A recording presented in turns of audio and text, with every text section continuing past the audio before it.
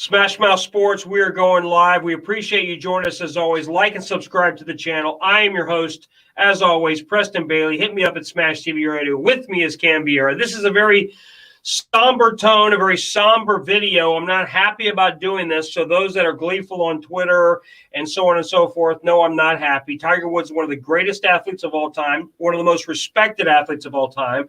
But today's show has nothing to do with Tiger Woods, the athlete. I'm not concerned about, if he breaks all of Jack's records and goes against Phil Mickelson and all the other up-and-coming young guys. I'm not worried about that. I'm worried about the health and well-being of Tiger Woods. This is a tragic story. For those that live under a rock the last 2 days and have not turned on any sports show, any news show, number one, it's great for you that you live in that kind of bubble that you are unaffected by what goes on in the real world. So that's number one. Number two, we're going to go to Cam in a minute here, but just trending right as I'm about to bring this up, a CNN anchor, okay, I'm going to get his name here, bring it up here, Andy Scholes, apparently about an hour ago, breaking news, multiple reports, is in hot water for his insensitive comments regarding Tiger Woods. His comments were, he's not shocked by this because Tiger Woods has a painkiller problem. So, Cam, what are your thoughts on that and the aftermath of everything that's going on with Tiger Woods? It's heartbreaking to see this happen, and I think that it's a low comment from that CNN anchor. I'm not going to sit here and call for his job because I don't believe in that. But if he gets suspended, I don't think that's necessarily uncalled for. But it's devastating. I mean, this is a man who it felt like finally had his life back in order after all the stuff he's gone through the last few years, between the stuff with his wife and then the stuff with in DUI back in Jupiter a couple of years ago. It finally he was had his life back in order. Now he has to go through it all again, and the details of these injuries are gruesome. And they're talking about rods in his look. I never doubt Tiger. The first thing everybody was tweeting me and texting me, his career's over. His career. Look, his career very well may be over. This is not about his career at this stage. If there's anybody that could come back from two broken legs and the rods and just destroyed legs, and he is in rough shape. We've not seen the pictures, but all reports are no drugs in his system, no alcohol, no pain, but none of those problems. All of the reports is that this, for those that don't know, Hawthorne Boulevard is what they were saying. It is a very, very dangerous way, just due to the mountains, due to the velocity, due to all the factors involved. And the fact that California traffic is so terrible, this happens to be one of those stretches that's just a straightaway, and you've got a lot of room to pick up a lot of speed in a short amount of time. So the early reports is he was going fast. Some reports are saying over 80 to 85 miles an hour, right over the cliff. Unfortunately, he has been in a lot of pain just due to the recent back surgery and all the other problems. I wish Tiger the best. And anyone that is got a website or a CNN or whatever report or whatever show you got, it doesn't matter about politics. It doesn't matter which side he was on. We all know he was friends with Trump. And I hope that people just look at him as a man. He was married. Man and a father, correct. He's got kids. His son, what's his name? What's his son? Was it Jack? Charlie. Is his son? Or Charlie? I'm sorry. I don't know why I was thinking Jack. But his son, Charlie, they're showing the video all day. Of them playing together a few months ago. Playing together, which was fantastic. Anybody that has an ounce of compassion would love to have played golf with their father for hours and hours like Tiger was. So Tiger was a good father. Look, was he perfect? No, nobody's saying he was perfect, okay? But Tiger was doing the best he could. I saw it today. Again, by age 3, he was on TV. Okay, the Jay Leno show, the David Letterman show of their day, Johnny Carson, those kind of shows, at 3 years old. Okay, by 11, he had an agent. By 19 or 20, he was an international superstar. Correct.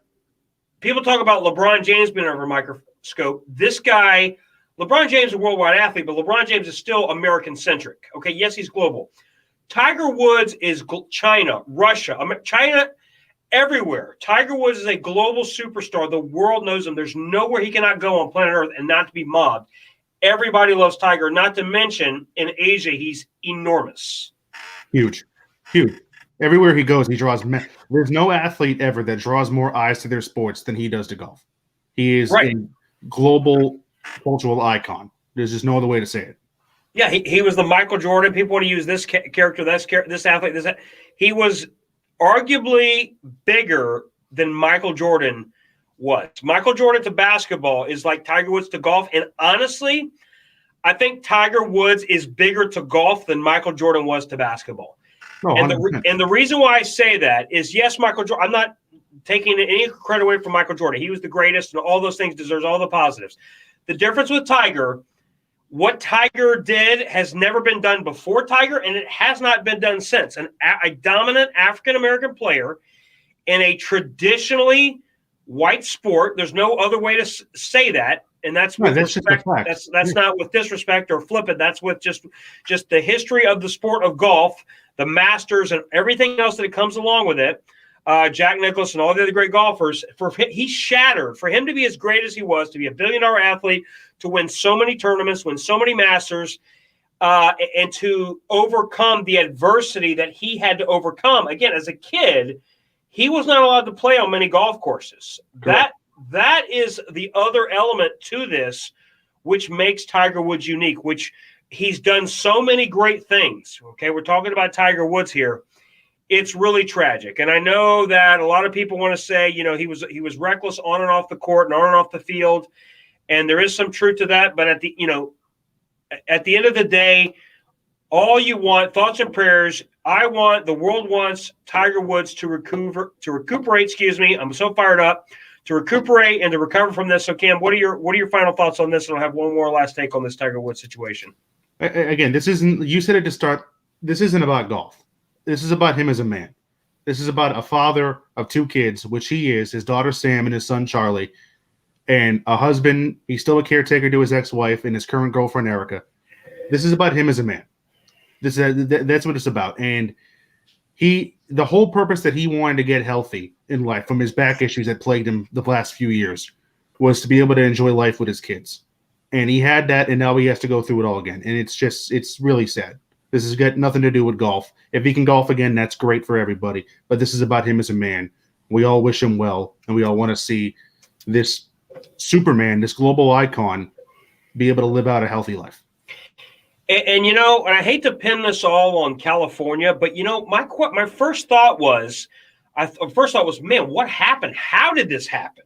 Did he fall asleep? And all the reports that came out, no. To the early reports, he didn't fall asleep. He had no drugs. There was, the last time he did have some problems with painkillers.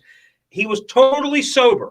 Nothing was in his system. Nothing was in his system. Tiger did nothing wrong other than living in California, okay, and going to this tournament in California. I blame the California leadership.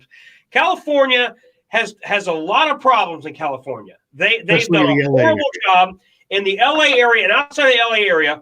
Why are there not signs? Okay, why are there not signs?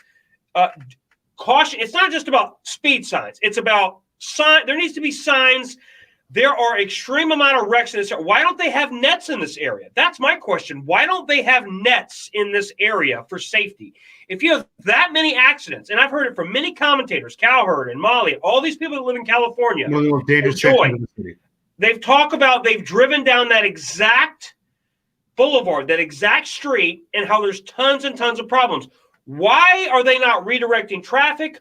Why is there not nets on the sides? Look, if there was nets on the side, his car would have been damaged, but odds are, would not have been in the critical condition he was in because of the rolling.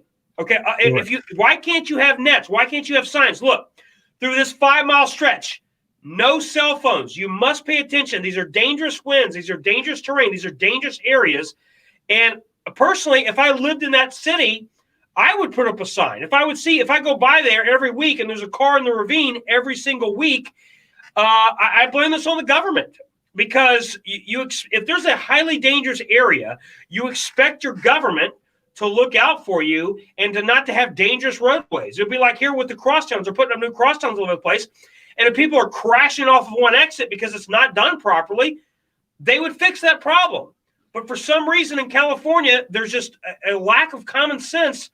They don't fix this areas. In addition to that, after Tiger's car was crashed, they call them Lucky Lou's onlookers. The next car is like, oh my God, is he okay? And then they got smashed in a wreck. It's such a dangerous area along that street and along that highway. Correct. But again, that goes to the California. He was out in LA because he actually was the host of the PGA Tours tournament this past weekend, the LA Open. He did something on Monday with David Spade and Dwayne Wade, and yesterday he was going to meet Justin Herbert and Drew Brees. That's where he intended on going yesterday morning, and obviously we know what happened. Yeah, we do know what happened. You're right. He met those celebrities, David Spade and the rest of those guys, and Dwayne Wade. The day of, he was supposed to golf and go to a tournament with Justin Herbert and Drew Brees, as well as some other folks. Those are the two main stars. And he was going to meet up with them. And again, for those that are unaware, he was going at 7:14 in the morning. For those that are not golf fans, golf is a very early sport. You got to get to the golf course at 7 o'clock, 8 o'clock. Some golf fans get there at 6 a.m. or more to get the round of golf in before it gets blazing hot by 10:30, 11 o'clock. So many golf fans get to the course early. That's why it was 7:14. That's why he was up that early. So for those that have speculated, he was out all night and that's why it was 7. No, that is not the case. He woke up early to get to the course by 7:30. He was speeding a little bit, but at the end of the day, everybody speeds everywhere. I'm not saying it's right, but every city in the world, people speed it. So you should not expect, if you're driving 85 miles an hour on a highway, to end up in Levine because your car goes a little bit. It's an unfortunate situation. I've always loved Tiger Woods. I just got finished done watching his documentary like 2 weeks ago. And again, people are speculating, maybe he's a little depressed. Who knows what the situation is. Unfortunately, we want Tiger to recover. This is an extremely, extremely serious situation. So final thoughts on that, Cam. No, you're right. It's just we all want him to get better. We all want him to get well. It's sad more than anything. Even though you just can't help but feel bad for this guy. This guy who has overcome so much and he has to do it again. It's just I just feel bad for him on a human level. I really do. You're right on a human level. And the last thing I want to touch on this is, the sad part about it, and I know there's people on Twitter, and I see the comments coming in right now. People are on both sides of the fence on this and all over the place. And Twitter earlier today, like people are saying, Tiger's a billionaire and he had a supermodel. It's not about that, guys. Look, Tiger is a human. Tiger, I know this sounds bizarre. And I normally don't have this take, but Tiger has not had an ideal life. I know people are misconstruing that. Was he a billionaire? Was he married to a supermodel? Does he have a great? Yes, he has all those things. But just due to the fact that his father was so tough on him, he didn't have a normal childhood. He didn't have a lot of friends. Tiger has not had, unfortunately, a happy life. That is just the truth of it. I know he's the definition of money doesn't buy happiness. He unfortunately, most people that have that kind of money and have the kind of wealth and have the kind of lifestyle that he's had are happy. But even when he went out with Michael Jordan and Derek Jeter and Charles Barkley, he said, guys, what do I do to get these girls to like me? Tiger is just, he's buttoned up. He's not naturally a personality. He's not naturally an outgoing person. He's naturally more quiet and reserved. He just has a hard time expressing himself. And so, at the end of the day, I hope Tiger recovers. I know Tiger's going to recover. He's going to rebound from this. The most important thing is that he gets his legs healed. He's got the best surgeons in the world. This is a time for family, and I hope he recovers. And again, I appreciate you guys tuning in. Thanks again, and I appreciate it. Thank you.